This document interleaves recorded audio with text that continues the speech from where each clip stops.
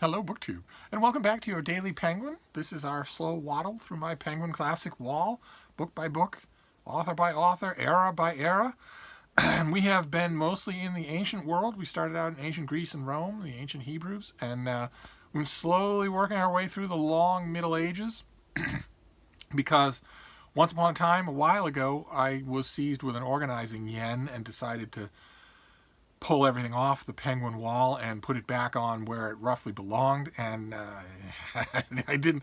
That yen never sticks with me for long, and it didn't stick with me for long this time. But the first bookcase, there are three bookcases along that wall, and the first one largely got done. Not scrupulously, obviously, as you know if you've watched all of these in 2020. This has not been in chronological order, not strict chronological order at all. Like, for instance, today we're going to talk about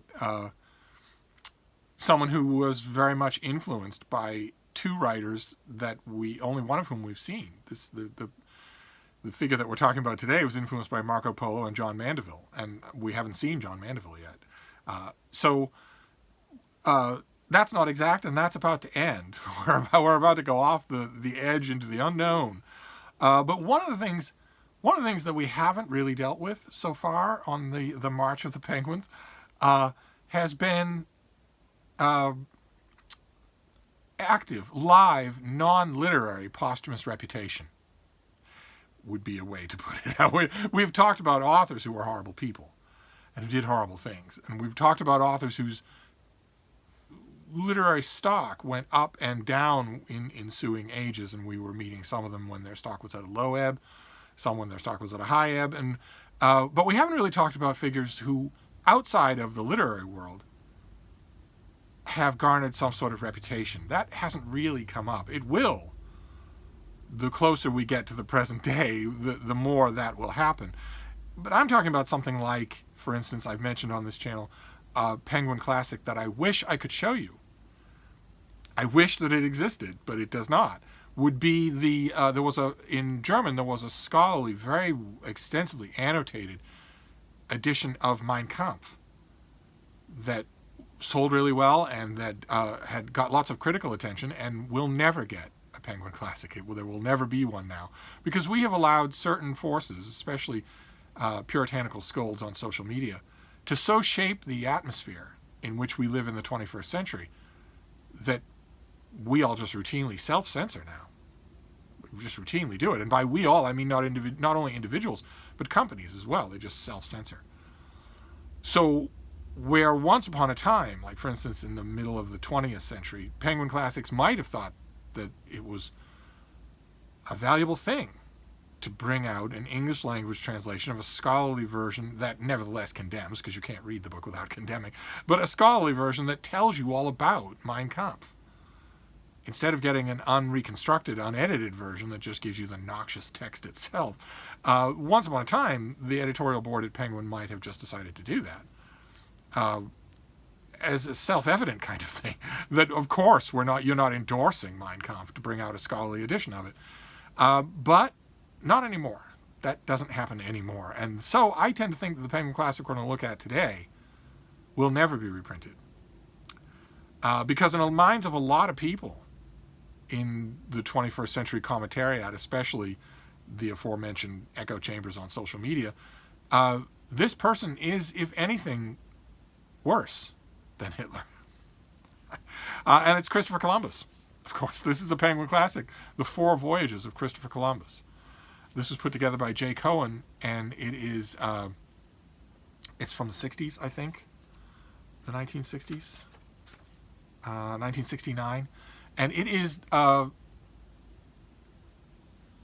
book that commemorates the memory of and the achievements of Christopher Columbus, who sailed the ocean blue in 1492 to the New World and went there for plunder and to open up trade routes and enslaved populations and facilitated the enslaving of future populations, all for his own personal gain and the personal gain of his family.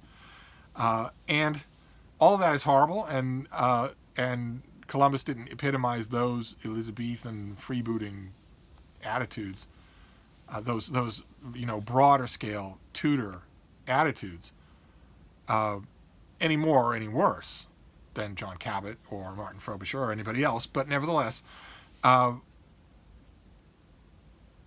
Western societies, especially American societies, for 100 years, 150 years, have celebrated those voyages and this figure with naming towns like Columbus, Ohio, erecting statues, having a national holiday called Columbus Day, and teaching these voyages in schools. And I admit that there was a lot of jingoism, a lot of the dumb kind of nationalism in that teaching, in the way that those were characterized, in exemplifying Columbus instead of just typifying him. This volume doesn't do anything like that. Cohen is not a big fan of Columbus, as he writes. I think, did I mark it in his introduction? Typically, Columbus is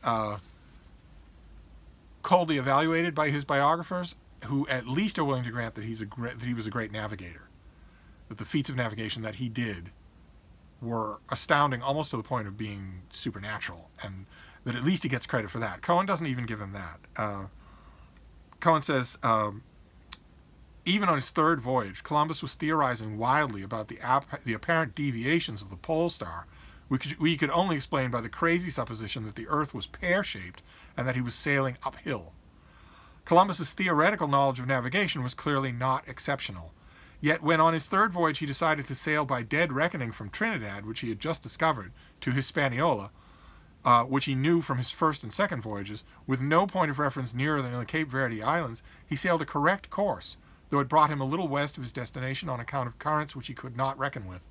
Columbus was seemingly a good natural pilot, who knew how to take advantage of winds and currents, and who learned almost intuitively how to sail out with the trades and back with the westerlies. So you notice the stupendous navigational feat that is described there is described in the most mincing terms possible. He may have understood these things intuitively. He was apparently kind of sort of good at this. And then the author the translator wastes no time in shifting to pure condemnation. Says, whatever Columbus's skills as a pilot, he was extremely inept in his handling of men. His pretensions were great, and he could share no power with a subordinate. He quarreled with his captains, and his crew were several times on the point of mutiny. He could not control the settlers of his islands, and was frequently at odds with Bishop Fonseca and the office at Seville, which was responsible for his supplies and ships. He trusted no one except members of his own family, yet so long as Queen Isabella lived, he was able to sway the court to his side. Even the tragic episode of his arrest at Santo Domingo and his return loaded with chains turned eventually to his advantage. In the eyes of all, even of his enemies, he was a man of destiny who had vastly extended the dominions of his sovereign and the bounds of Christendom. And that, you can hear, that is just dripping with contempt. This translator doesn't like Columbus. Quite a few biographers, who, perforce, when you're looking at the records, have to spend time with this guy, don't end up liking him. That's a far cry from, well, one way or another. You see what I mean. Christopher Columbus is one of the first figures that has a social resonance outside of our narrow little world of books. More and more communities want Indigenous Peoples Day, Native American Recognition Day, to take the place of Columbus Day, to rename the holiday that, and stop honoring this man who came to the New World only to plunder it. And that has... in some academic settings, that has in recent years taken the form of even more overt fascist censorship, with idiotic students, students who are idiots, protesting that they shouldn't even be taught about Columbus. They don't even want to hear his name. They don't want to be taught about anything to do with him. So it's not. And if you do retain that on your syllabus of Western history, then they will contact your parents' employers. They will contact the employers of your in-laws and your brothers and your sisters. They'll contact the principals of the schools of your children, because they don't just want you to stop doing that anymore. If you disobey them, then they want to completely destroy your life, completely, so that the thing they want to hear from you is that you killed yourself. That's what they want to hear about you. That is their idea of an ideological victory.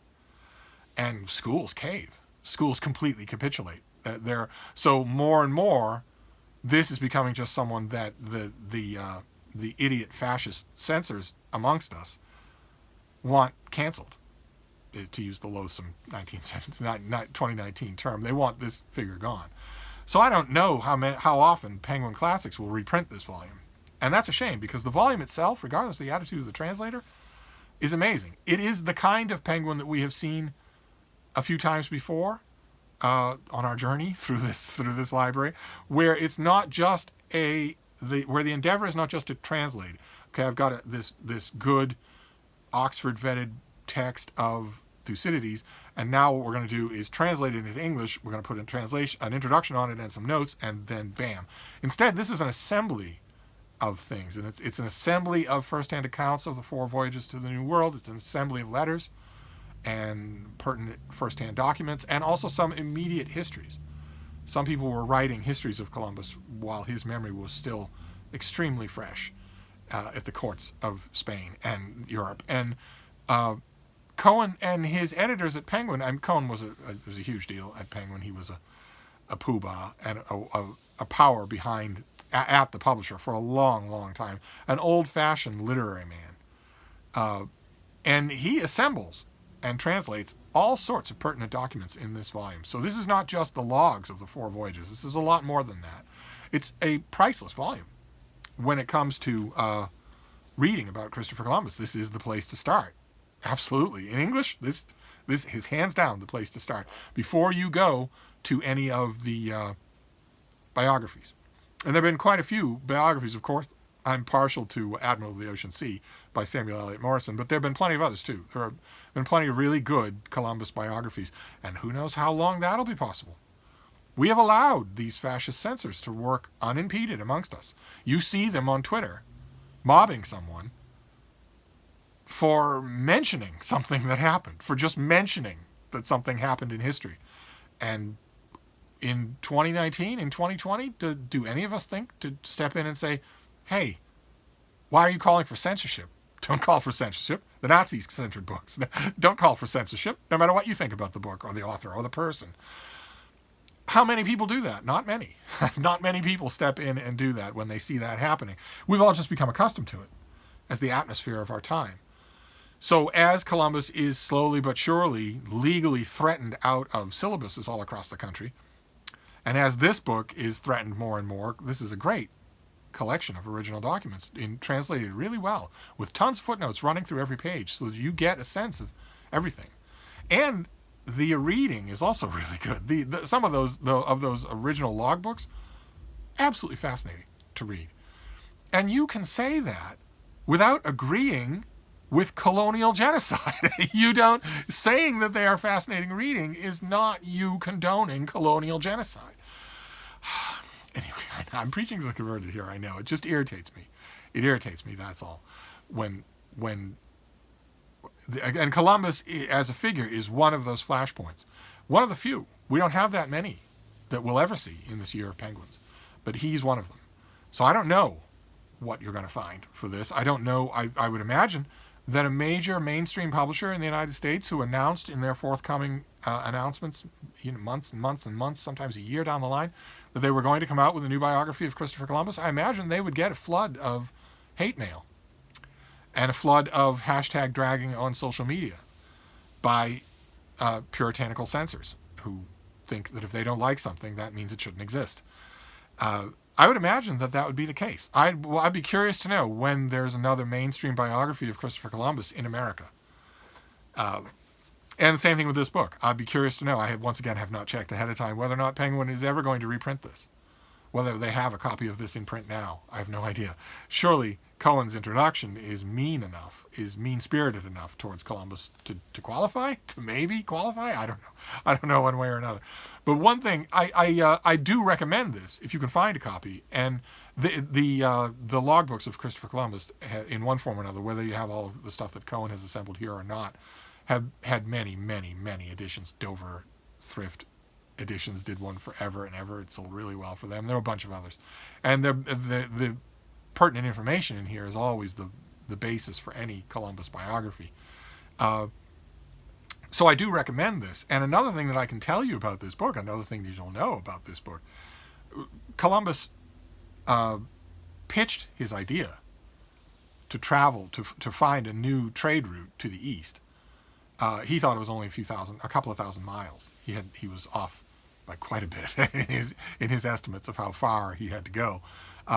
But he pitched this idea to every wealthy monarch anywhere in Christendom, including Henry VII, who turned him down and didn't agree to finance this. It was Ferdinand and Isabella of Spain who financed this voyage, the first of these, the Marquis voyage here, and who were instrumental in a lot of the others. And that gives you an idea of where we are, right? Because that means that at the very least we're at 1492. At the very least, we are in the reign of Ferdinand and Isabella. And Ferdinand and Isabella were the parents of Catherine of Aragon, who was the first wife of Henry VIII. So we are moving out of the Middle Ages and into the Renaissance. Slowly but surely, we are getting there. So this is a definite dead reckoning right there. So your Penguin Classic for today it's a little bit contentious. I can't look at something like this, and I haven't had these thoughts about many books that we've encountered so far in your Daily Penguin. It's when I encounter something like this and flash in my mind to all of the censorship that's involved with it now, and to how comfortable we've all grown in one way or another with the fact that people openly censor and call themselves lovers of books and aren't called on it. They aren't called on it. If I call somebody like that on a point like that on Twitter, I get mobbed by people saying, "Oh, I guess we got a racist here. Oh, I guess we got a colonialist here. Oh, I guess you're a douchebag." And almost all of the people who do that mobbing, if I click on their Twitter bio, they have a BookTube channel, or they call themselves a lover and a reader of books. But they want people who have a different opinion than they do to kill themselves. So it's in a case like this, it's a rare case, fortunately for you, you'd be getting rants every day. It's a rare case where I see a Penguin Classic and it flashes in my mind to a cultural issue. that Steve is not good at keeping his mouth shut on cultural issues. So they won't all be like this. We'll move on to peaceful pastures tomorrow. But that is your Penguin Classic for today. I strongly recommend it, and I strongly recommend reading about this figure. Find Admiral of the Ocean Sea by Samuel Eliot Morison. You'll love it. It's a fantastic book. And this is also endlessly entertaining, endlessly interesting. And you can find it entertaining and interesting without condoning what Columbus did.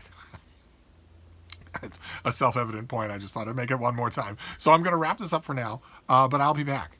Thank you, BookTube.